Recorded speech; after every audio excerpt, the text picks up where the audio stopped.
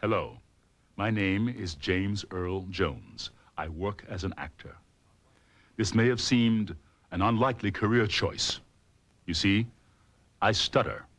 I am, in fact, a person with a disability. The film you're about to see focuses on people with other kinds of disabilities, developmental disabilities. These are people with mental retardation, people with autism, people with cerebral palsy, people with Down syndrome, people with epilepsy, people with neurological impairments. Like myself, these people work. They work because they are capable, because they can do the job that is required of them in highly competitive industries all over the country. As you will see, it is not only beneficial to the community to hire people with developmental disabilities, but it is also good for business. It makes good business sense.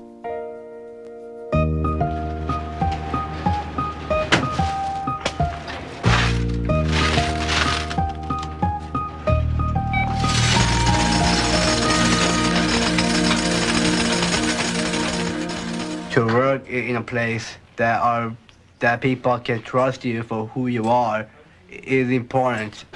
We need to change the balance to the sense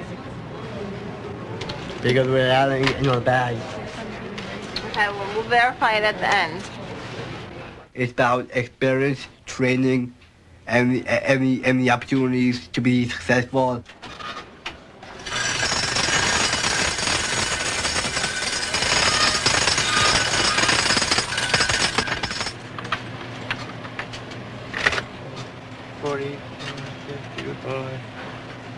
We're short a lot. I think we should double check this one bag. Okay. To just make sure.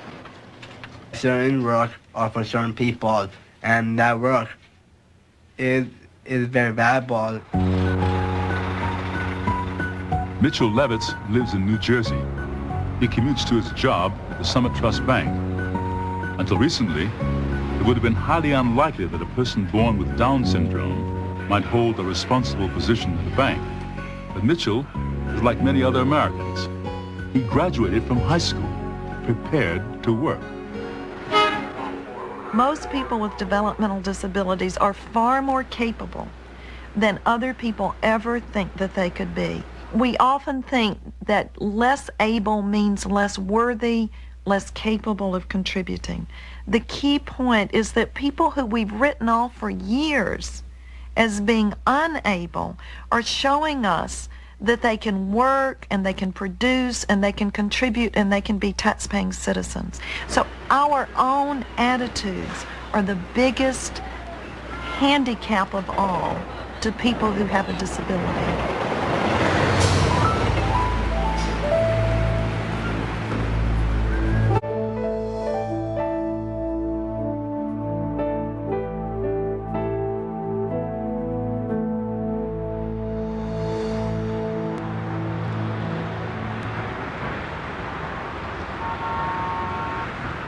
Well, as every corporation knows today, America's workforce is becoming increasingly diverse, and business cannot overlook any opportunity to improve their workforce of the future. The people who make the best use of that untapped resource of individuals with disability, both as customers and employees, are the companies that are going to do best in the coming years. I like to work, that's all. That gives me a push at the end of the day, you know. I go home, make my own supper, wash my own clothes.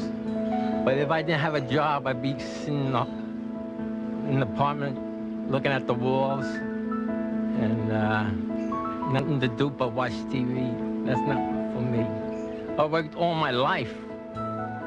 Danny Nikosha and his colleague Manny Serra work at Woolworths, stocking shelves, buffing floors, and selling directly to customers. May I help you? Yes, I'm interested in a parakeet. We got lots. They got their jobs with the help of one of the many community agencies with supported employment programs. These programs are widely available to match the needs of the employers with the capabilities of prospective employees. Okay, I'll take that one. Okay. 20 years ago, managing a large store in the Philadelphia area, I had a need to hire individuals in a very tight labor market. I was looking anywhere I could to find capable people who would be dependable and able to do the jobs that I had available. It was very difficult at the time. I was able to make a contact with an agency that offered job coaching for disabled individuals, and we tried it. It turned out to be a very rewarding experience and a very positive business decision. Mom. Yeah, man. Do you have any more in there? Sir, right now we do not. We won't have any more back in till Wednesday with our warehouse. Okay, thank you. Thank you.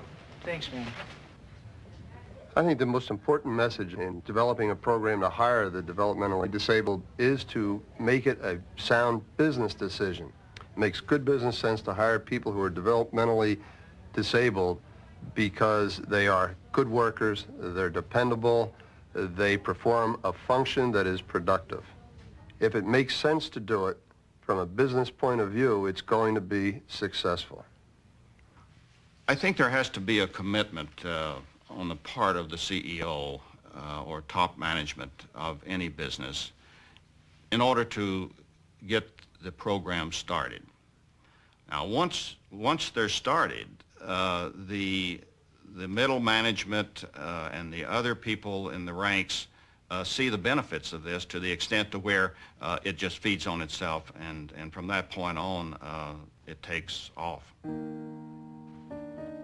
The sign language I'm using to communicate with Mary is the tactile sign language, and is used to communicate or talk with people who are hearing and visually impaired.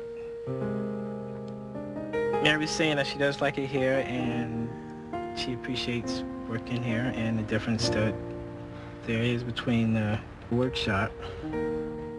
Mary Richards rolls silverware at a Red Lobster restaurant. She's a person with physical as well as developmental disabilities. For 6 months, Mary worked closely with a job coach to learn the skills needed for her position. Her coach, provided at no cost to her employer, also taught her co-workers how to communicate with Mary. In this particular restaurant, they had waitresses, assistant managers, busboys rolling silverware, and it really wasn't a good use of their time. It's a very simple job. Someone had to do it, and we were able to match up individuals like Mary to that job, so they're contributing to the company, they're saving the company time and money, and they're doing a productive job. Like, she came in, as far as the silver rolling goes, she came in and she was doing that, I would say, like, in a month, she was doing very well. For somebody that's, you know, blind and can't hear and can't see, she was doing very good. She's an asset, definitely, to the company, because we need silver rollers. She enjoys doing it. We need her for that. When we place someone like Mary in a job at Red Lobster, it's a win-win situation for everyone. Mary was in an expensive day program, and she was receiving an entitlement from the federal government. When she got that job, she, in fact, is out of that cost of day program. She loses that entitlement, and she is a wage earner, a taxpayer, and a consumer. All right, Jody, here's your checks for today. Okay. Okay? Thanks. My brother publishes checks. And sometimes I do mail and stamping. And sometimes I do, pull the staples. You have a lot of jobs. Yeah, everything. Lots of jobs I can have. I was extremely apprehensive when I was approached to have Jody come work here at Ethicon. But after working with her for almost a year, I treat her just like any other coworker. She always has a smile on her face. She always approaches the day very positive, always wants work to do, and if she runs out of work to do, she will stand over my desk and say, "I have nothing to do, give me something to do." My job coach in a boy, she reads my checklist. I have to check company name, check invoice number, check the amount. As a full-time clerk at Ethicon, Jody Kurtzman is evaluated like any other employee. and one photo at a time. Make sure. In her first year of employment, she earned 2 promotions. Her performance when she first started was very slow. What took her a week to do the first few months that she was here, she can now accomplish within 2 days. I'm a working woman. I want to work so hard. Boom. Ready, pal? Hit it. Dick, what do you like most about work? The most coming in to work and get ready. Since Dickie's been here with us, he's picked up a lot of different avenues of career planning and empowerment. He's done a lot of things on his own. Things that I would have took for granted back in high school or even younger, before I had a managerial job, this is something that he can't do. Let me clear you, I've been put in my place since Dickie's been working here. Dickie has going on 3 years of perfect attendance without missing a day. You really can't see that, right? You really can't see that. You just see that room number on it. I can see I'm on the light, yeah. Room number? You see a room number? He can do his job.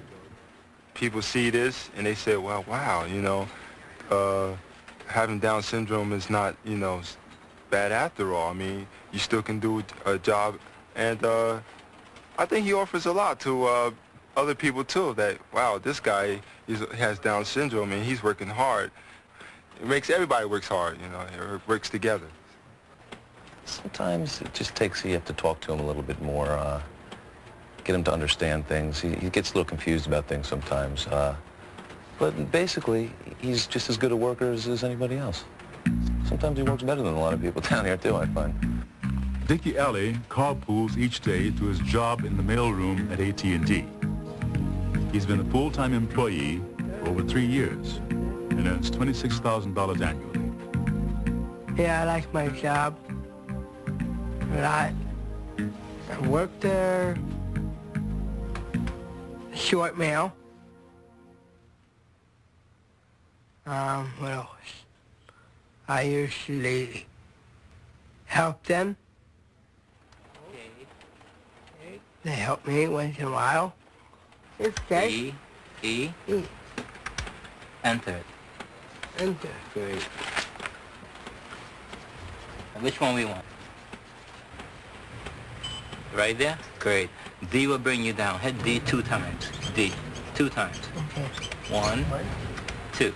S will show you it. Hit S. And it will bring it up. Great. Now she's in 5, 2, 6, 3, D2. Write it on there and throw it in. Okay. I feel that any supervisor or boss, when he first came here, they felt that if he can do that job, the same job I'm doing, I have no problem with that. I mean, he wouldn't be there, you know, if they felt that he couldn't do the job. Certainly in a corporate environment and the corporate culture, we are obligated to make the reasonable accommodation, and if that is helping or mentoring the individual through the corporate environment, then that's important. What's important to know at AT&T is that we hire people for their abilities. We need qualified people. We don't hire disabled workers because we're a charitable organization. We hire them because they can do a job that we have that needs to be done. Well, certainly the challenge is getting employers to see the abilities of individuals with developmental disabilities and getting them to see that, in fact, they can do jobs and they need to open up and put aside some of the stereotypes that, quite frankly, they have about individuals with developmental disabilities. I'm anxious to hear all about your meeting with Bobby. Yeah, it was good. There we go.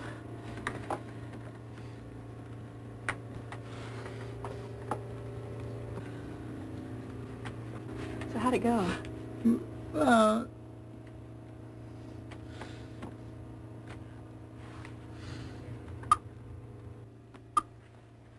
We have gotten a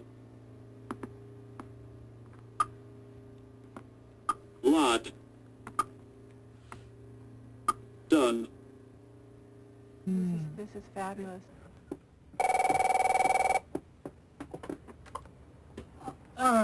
Hey, Bob. Hi, it's Chris. How you doing? Bob Williams has cerebral palsy. He communicates with the help of a voice synthesizer. This device was purchased with the financial assistance of one of the many sources which underwrite the costs of assistive technology. I learned early to believe in myself as a person. When people see me, they tend to see just a problem. What they do not immediately see is the solutions I bring to the table. I am a policy associate here at United Cerebral Palsy, and I lobby Congress. Because I have limited speech, I have to be concise in what I say and write. And I regard that more as an asset than a deficit or liability. A good business person takes risk to make a profit. I would hope they would give someone like myself a chance. A fair chance. That is all we are asking for.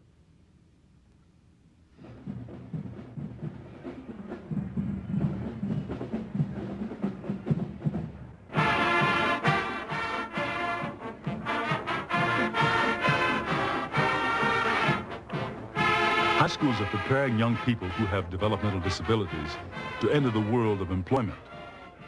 This process is called transition planning. Karen Mailer, a student in Lawrence, Kansas, has cerebral palsy. Like her peers in high school, Karen attends regular classes. Okay. Abstract? I tell you, it's on the other side. It's off this way, and it's going at an angle like that. It's at an angle, yeah. In addition to her regular academic courses, Karen participates in a work experience program at a local elementary school. Let's see. Look at that one. You think it's good to put it away like that? No. If transition to a job is a reality, we learn that there has to be systematic planning. And so the core of transition is to bring people together, the family, advocates, teachers, and to look broadly at the needs and strengths of the person with a developmental disability. So that might be something to pursue this year, is to work on, for her, if people can't understand her verbally, getting in the habit of writing stuff down. One of the first things to do at New York School is figure out what are the phrases, what she needs to be able to communicate with her employer and with the other students that are going to be coming through the library. Lots of transitions have already... Transition planning meetings are held on a regular basis to evaluate Karen's social, academic, and vocational progress, and to help her plan for the future. Well, here's another clue, right? This is Karen's first real vocational experience, and I think it's going to be real important to learn from that. Right. Identifying the skills and strengths that she has, as well as her feelings about that and her choices, so that for next year, we can identify a different job and give her a different experience. Exactly. By working at New York School this year, she'll be building a resume. And all of those things that you need when you go out to look for your last job before you leave high school. I think if we look at the capabilities of the individual rather than focusing on the lack of capabilities of the individual, and if we look at what's essential to the job, I think there's a job for everyone. And no, I've never met a student that I didn't think could perform some sort of meaningful employment. I think that employers have to realize that parents have done a lot to prepare their kids appropriately and skill-wise. We worked from the time Dick was 5 years old in preparing him for a job placement. I mean, at 14 he had his first job. He has never had any personal problems with anybody in all of his work experience, and this is the fourth job he's had. Parents are instrumental in advocating for their children with developmental disabilities. When they get together, they are able to share their concerns, provide support for one another, and discuss the issues central to their children's personal lives and careers. Our folks can be citizens, valued citizens and members of the community, but it will be at our continual urging as parents to light fires under ARCs, under educators, under the businesses through our own interaction and collaboration with business, to let people know that we have people who want to work.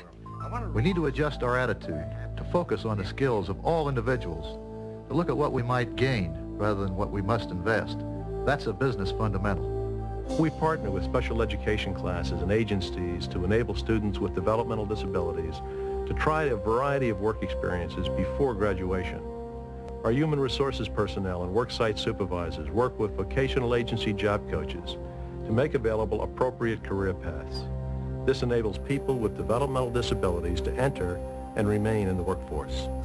Businesses must assume a leadership role to make certain that this partnership is working. Little harder, Mike. Okay. Mike Young and Terry Truey are in training with their job coach.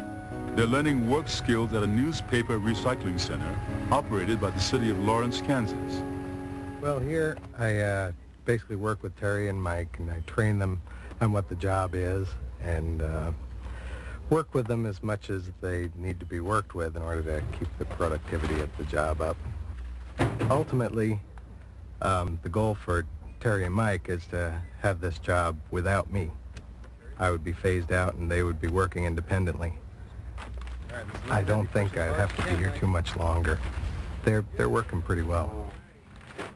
He does a real good job with me, and I slide the papers right towards him, and it doesn't take me very long to push him right towards his feet. We're providing a service at a cost-effective level. The employees are being provided a job that they can grow in and look for a higher employed job with the city or with other agencies. It's lowering the cost of the public welfare or public side that the state has to provide when those individuals don't have jobs. So it offsets those costs, and it does provide a service that the public wants and needs. The best scenario would be that they're working for the city. They're hired by the city and they're working down here full-time, and maybe at the most I'd be bringing one or two of them to work. That would be it, helping them out. Annie Forts lives in Center Harbor, New Hampshire, where she holds several part-time jobs. I meet new people as they come in, and then we start sitting people with wine menus. I'll go up to them. I will say, how is everything? And then I'll go back, seat more people in, and have the dinner, dessert, and then it's all set. There you go. Enjoy your dinner, folks. Thank you very much. You're welcome. Tablescape, they noticed I had Down syndrome, but I didn't care. I went in and asked for a job, and I got the job. I'm a clerk, and I straighten out the movies. I also put films away. I'm going to enjoy this movie. It's really good. Okay, thank you very much. Have a nice weekend. Ma'am, can I help you? I dream about a lot of things. I dream to be a photographer, an actress, a teacher's aide, and I'm very proud to own my own business and make lots of money. And you receive it by next week. Annie operates her own business, manufacturing and selling promotional items. We have T-shirts, hats, tote bags, and all kinds of things we sell. So thank you for your support, and always think up with Down syndrome always. Thank you very much. There's heart gain. There's human gain and opportunities to humanize a workforce by really pulling together for the benefit of all people to be full citizens in the workforce. Hello, my friends. Hi, Chris. Hi, Tim. Paul. About 2 months ago, we had a loss here. One of our supervisors passed away, and it seemed that Dickie brought us all together and kept us together. Dick had a nice way about coming over and making it easy for me because I was real close to that supervisor. I didn't know what to say to him, but he had the right words to say to me to cheer up my day and make me get through it. So it was a real delight to have Dickie there as a stronger person than I was at that time. I was a little upset when he passed away, and I didn't know about it. What did you say to John to make him feel better? I say, "Hi, John. How you doing? How's your heart?" That's all. I didn't expect it at all from Dickie. I didn't think he could handle that, going through what we went through. And he came across and made it a lot easier for us, for all of us. So I thank his mother and father for sticking by with him all through his years and bringing him up the way they did and putting all the efforts and career development that had to take to bring Dickie to us. I believe for all of us there's dignity in work. An individual should not be denied that basic human right to work. The employer is not alone. There are people there to really make it We work. recognize the rights of every person to work in a job that they can perform. You have to manage your people as people. These are people who work hard, effectively, and with a personal commitment and pride. These are people highly trained, highly skilled, highly motivated. These are people with developmental disabilities. They want to be employed. They want their contributions valued. This is a business opportunity to reap the many benefits that come from a diverse workforce. Their opportunity is our opportunity.